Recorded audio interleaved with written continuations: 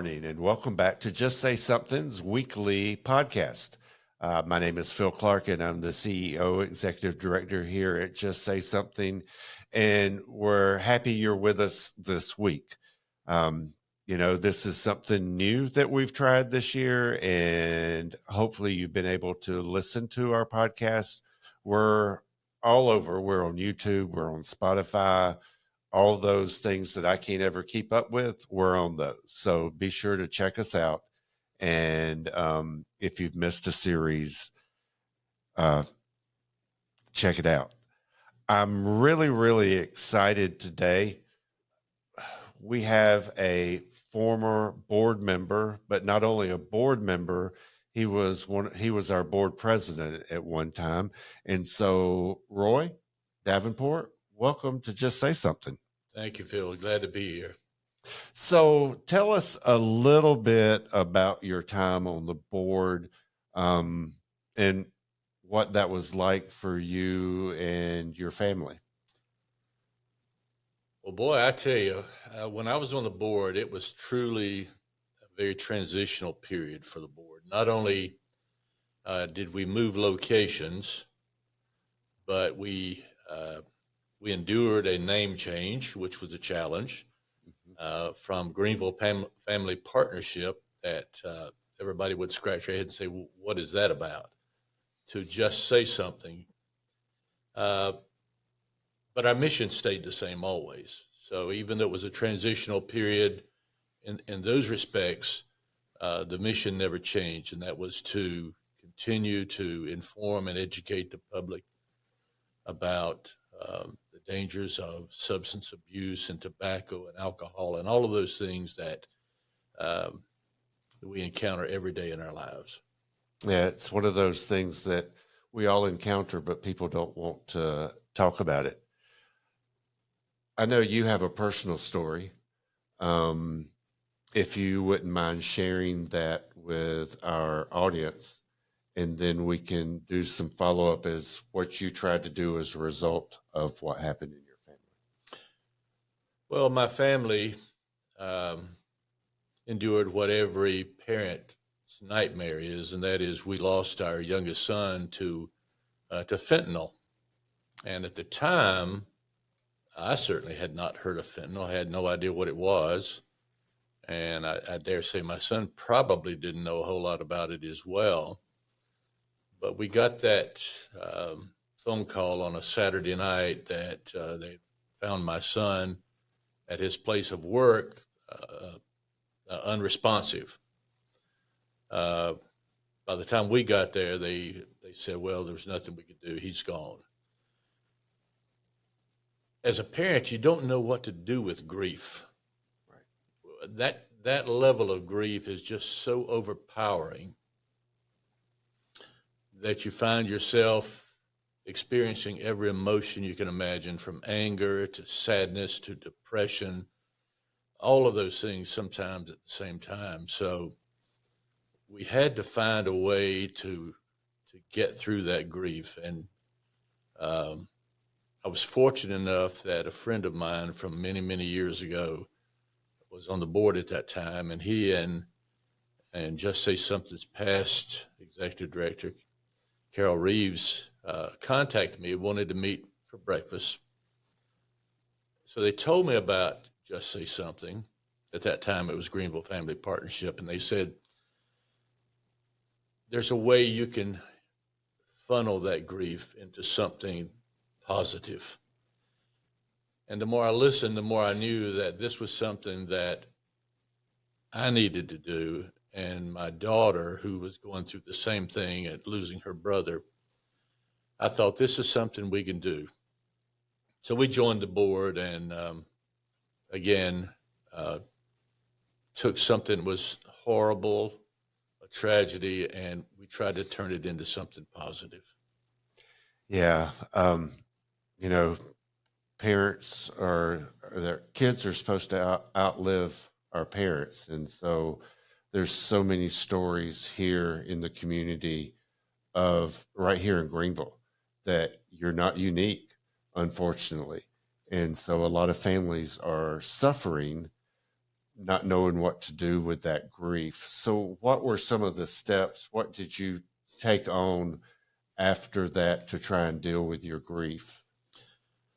Well, one of the things that was shocking to us was how pervasive this issue is. Everybody that we would come in contact with either had been affected directly or indirectly or knew somebody that had been affected. And it was just overwhelming. And I knew that a lot of those families, like we did not know how to channel that grief, what to do with that grief. And it's important to grieve, but I think it's also important to talk through that grief. So my daughter Heather and I started a grief support group, and it grew from just a couple families that would come in. So I think the last time we had a group before we merged with another grief support group over at Favor, I think we had about 24 or 25 people representing 24 or 25 families that had been impacted. So we got together as a group, and we allowed them, when they felt comfortable in talking about their grief, we would meet and let people talk. And it's incredibly healing to be able to talk through that and to realize that you're not going through it alone, that other people are experiencing the same thing. And that makes a huge difference. So we did that for, I think, about 3 or 4 years. And there was another support group at Favor that was much larger and much more facilities at that time. So we merged the two groups, and as far as I know, that support group still is active. Mm-hmm. Yeah.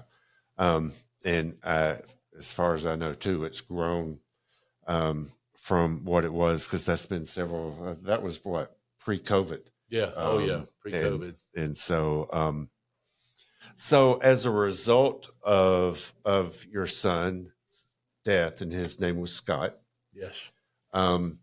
you went to Columbia. Yeah. It didn't end up the way you wanted it, but you never know.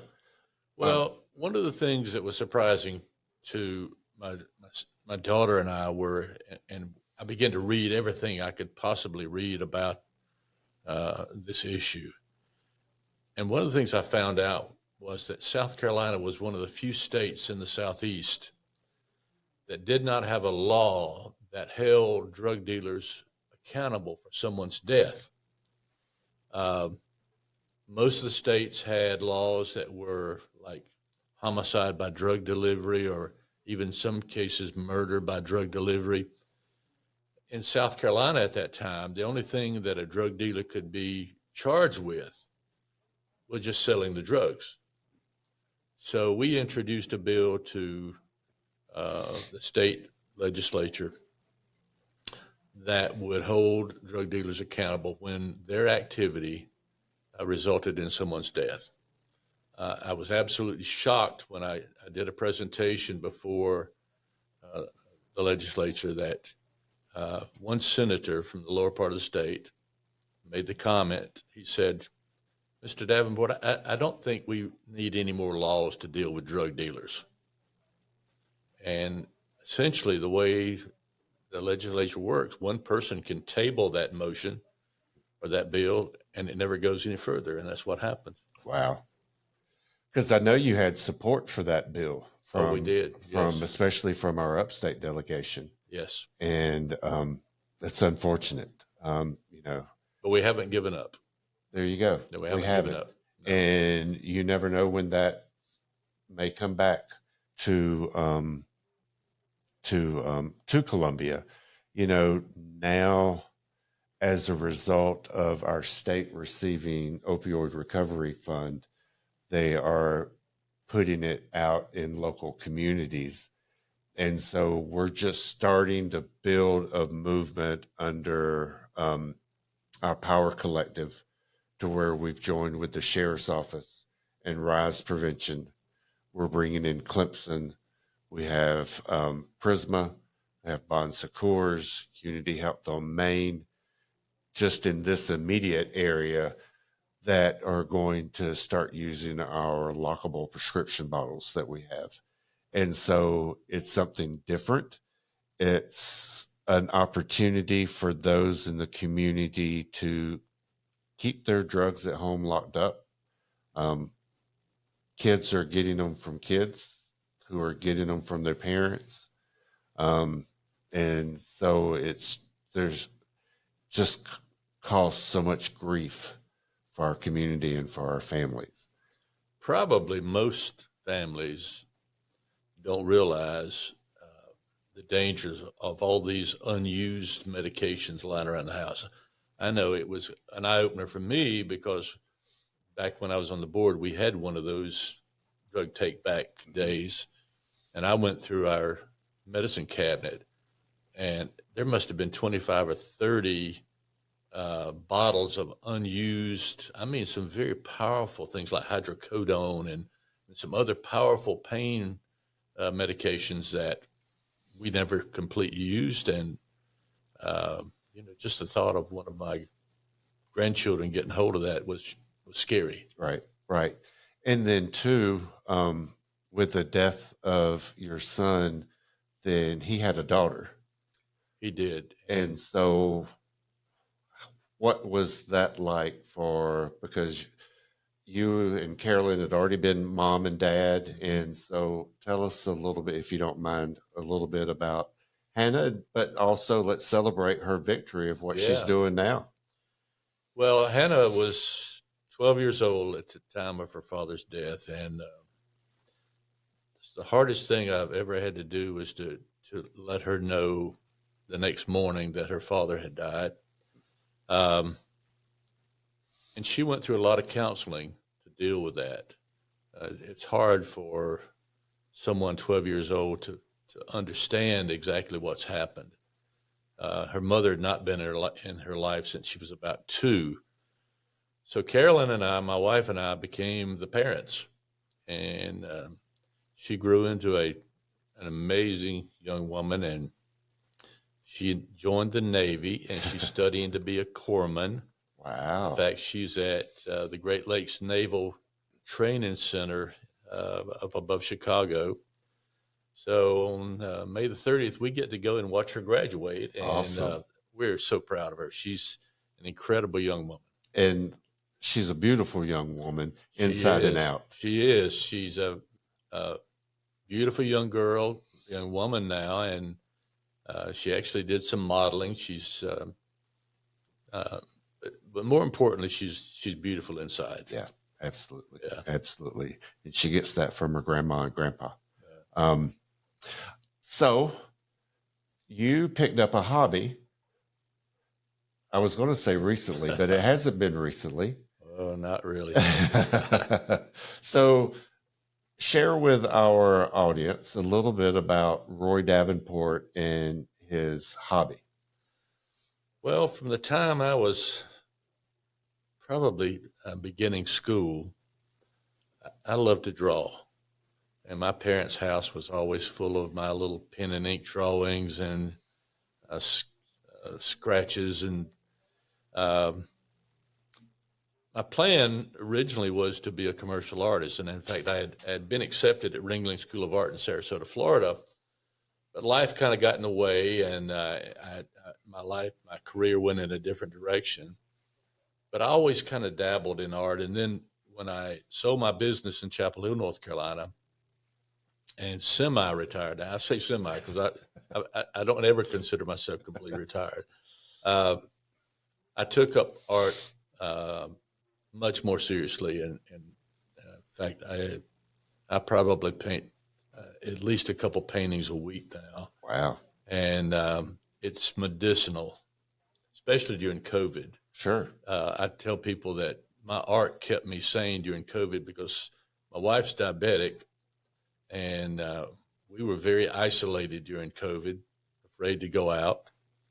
So I would get up at the crack of dawn and start painting, and I'd paint till dark just to have something to do. And it's turned into more than just a hobby. My art now is on display at Open Art Studios on Main Street, Nice. and also at Cafe West on Coffee Street in downtown Greenville. I have a website where people can go and look at my art. It's Davenport Fine Art. And I'm proud to say that I've made the decision to dedicate a percentage of my art sales to Just Say Something as another way of giving back. Thank you, Roy. That means a lot to us in the organization, and we've been blessed having you and Heather on our board and to help support our mission.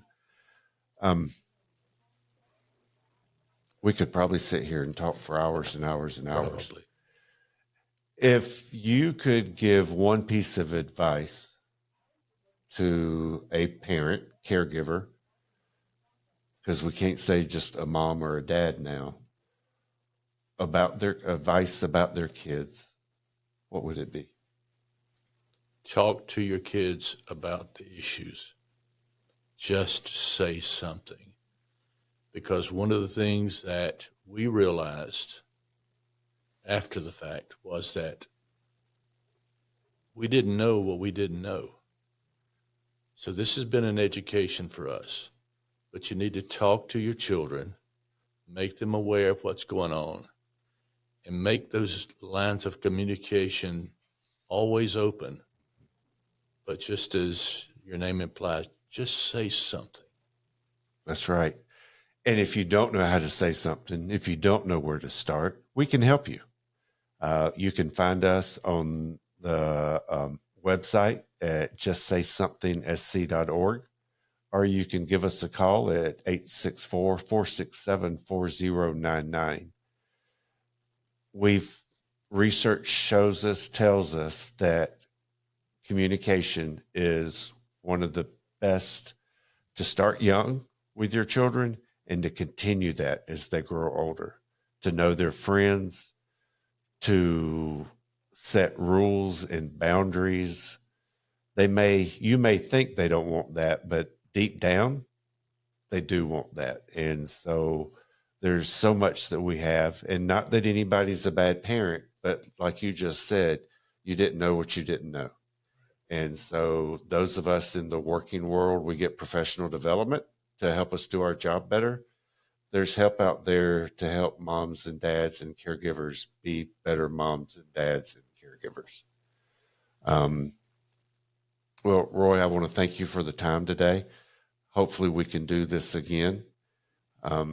We appreciate you and everything that you're doing in the community and look forward to many more years of our relationship, and feel free to come by anytime. I will. Thank you, Phil, for letting me come by and share that today. Absolutely. Thank you.